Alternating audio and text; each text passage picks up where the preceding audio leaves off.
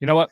Cardinals are playing hot. Let's Yep. talk about other teams that are playing hot. Maybe Okay. they make the top 5, maybe they don't, but we're going to get into our power rankings. Let's do it. All right, let's do it. Number 1 for the last couple of weeks, I think has been, an obvious choice, and I have to agree that I have to imagine we're going to agree with the Dodgers. The Dodgers. I mean, they are the best team in baseball right now, record-wise. They're on a 3-game win streak, 7-3 though in their last 10. Usually they've been 9-1. 9-1 or 8-2 the last month. Yep, 7-3. They lost 3 games this week. How dare they? How dare they? Still 43-15 at home, 41-21 away, 28-16 against teams over 500, 264 run differential, which is the best in baseball. It's not bad. Almost by 100 runs.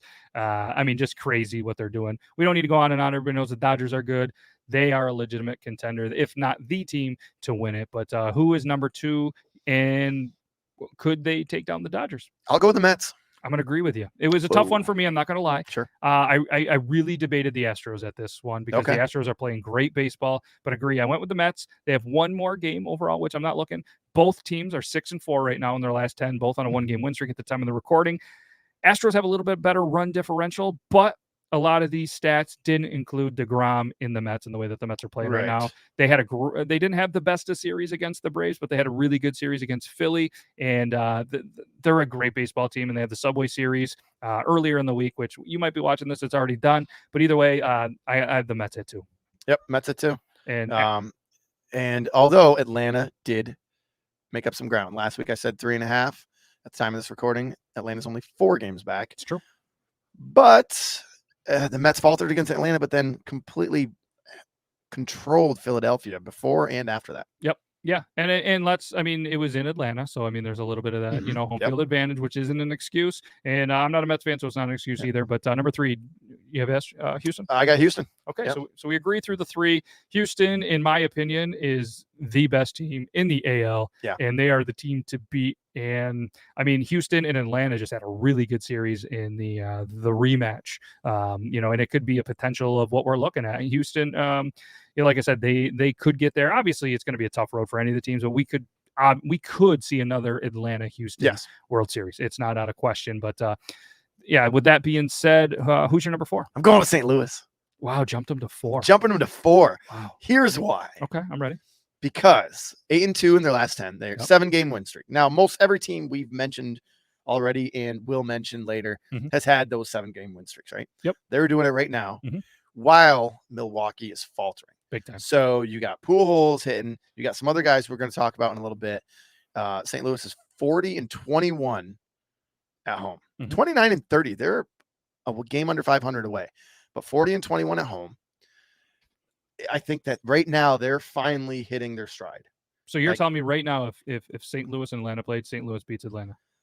Man, that'd be one heck of a series, wouldn't it? So that's why I went Atlanta 4, and I went Cardinals 5, and I'm assuming you have Atlanta at 5. I have Atlanta at 5, yeah. And I mean, I just think, and that was kind of my basis, like 4 or 5, and I saw Atlanta, who beat our number 2, the Mets. All right, Yep. And I think Atlanta is the better team of them. That's why I put them at 4. I don't know. I don't think you're wrong. I think Atlanta has the better pitching. I honestly think they have the better hitting, but St. Louis has the veteran. And it's funny saying this, that St. Louis, in my opinion, has the better veteran squad, even though Atlanta just won the World Series and they're the defending champ. It is hard to repeat. Right. They know what it takes to win, but in my opinion, I think Atlanta's a little bit bigger, chances to win the World Series. But man, the Cardinals are really tough. Yep. And both teams, St. Louis at 24-28, Atlanta at 26-28, are under 500 against teams over 500, which is interesting. Yeah. But I think some of that, obviously, Atlanta started out horrible. St. Louis started out middling. But I think with Milwaukee and the rest of their division, any games that they get in that division doesn't mean they're going to win. Yep. But I think that they go into them thinking, all right, now we're the cream of the crop in our division. All they have to do is win their division. Yep. They don't have to press. Yeah, they win the division. They're a 3. Like Atlanta and the Mets do. Yeah.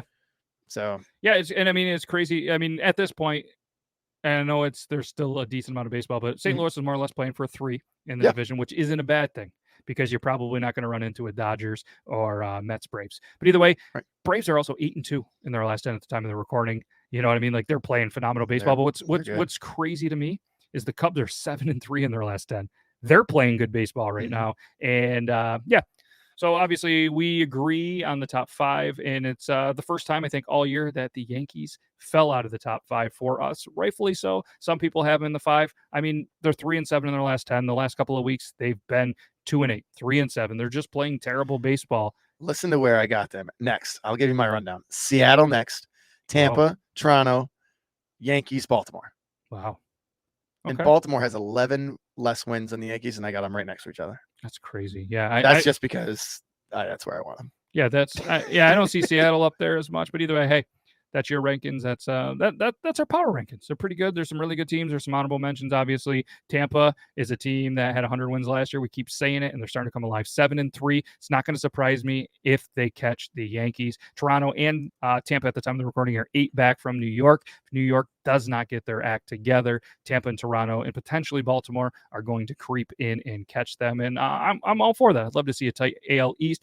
But if it ended right now, all 3 of those teams, Yankees, Tampa, and Toronto, would be in with the wild card of Seattle, which is also in your kind of honorable mentions. Yep, and crazy that the AL Central, the White Sox are still 2.5 back of Cleveland. Yeah, at 62-59, Cleveland 64-56. None of these teams, Cleveland, Minnesota, and Chicago, want to make a move. And that's crazy. I mean, obviously it's hard. These teams are good teams, and they beat up on each other and all that stuff.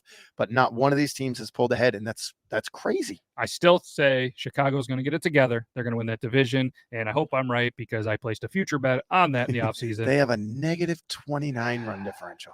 Their pitching has not been good. Giolito, where are you at? I'm trying to win a fantasy baseball championship. Be on my list this week. Either way, all right, that's a good transition because we are almost out of time. So let's fly through our weekly MVP, our worst player of the week, and obviously our home run leader updates. My weekly MVP is going to be Lars Nootbaar, 6 for 17, 11 runs, 3 singles, a triple, 2 home runs, 6 RBIs, 10 walks, hit .353. He came out of nowhere, and in a lot of leagues, he is top 5, if not the number 1 ranked player. I know in